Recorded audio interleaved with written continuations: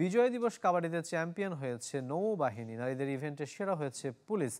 জাতীয় হ্যান্ডবল স্টেডিয়ামে নারীদের ফাইনালে অপরাজিত চ্যাম্পিয়ন হয়েছে বাংলাদেশ পুলিশ। শিরোপা লড়াই আনসারের বিপক্ষে পুলিশ জয় পেয়েছে 26-16 পয়েন্টে। ম্যাচ সেরা পুলিশের ইসরাত জাহান আর টুর্নামেন্ট সেরা হয়েছেন শ্রাবণী মল্লিক। এর আগে পুরুষ ইভেন্টের রোমাঞ্চকর ফাইনালে মাত্র 2 পয়েন্টের ব্যবধানে বিমান বাহিনীকে হারিয়েছে নৌবাহিনী। 38-36 পয়েন্টে শেষ হয় ম্যাচ। ফাইনাল সেরা নৌবাহিনীর তুহিন তরফদার। টুর্নামেন্ট সেরা হয়েছেন বিমান বাহিনীর দীপায়নার। ফাইনাল শেষে খেলোয়াড়দের মাঝে পুরস্কার বিতরণ করেন ফেডারেশন সভাপতি এবং আইজিপি বাহারুল আলম।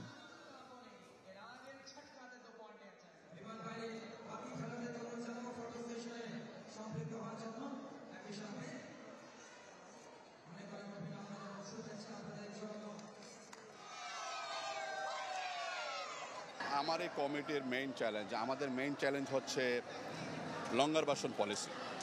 সেটা ধরেন ক্যাম্প, ধরেন এখান থেকে আমি সিলেকশন করেছি ছেলে এবং মেয়ে 20টা 40টা।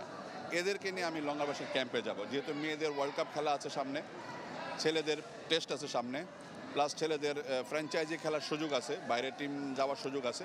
এগুলো এখান থেকে করব। বিশ্বে বাংলাদেশের অবস্থান পঞ্চম, সেখান থেকে আরও ভালো করা খুবই সম্ভব। এতেই স্পষ্ট পুরুষ, নারী এবং যুব কাবাডিতে বাংলাদেশের উজ্জ্বল সম্ভাবনা রয়েছে।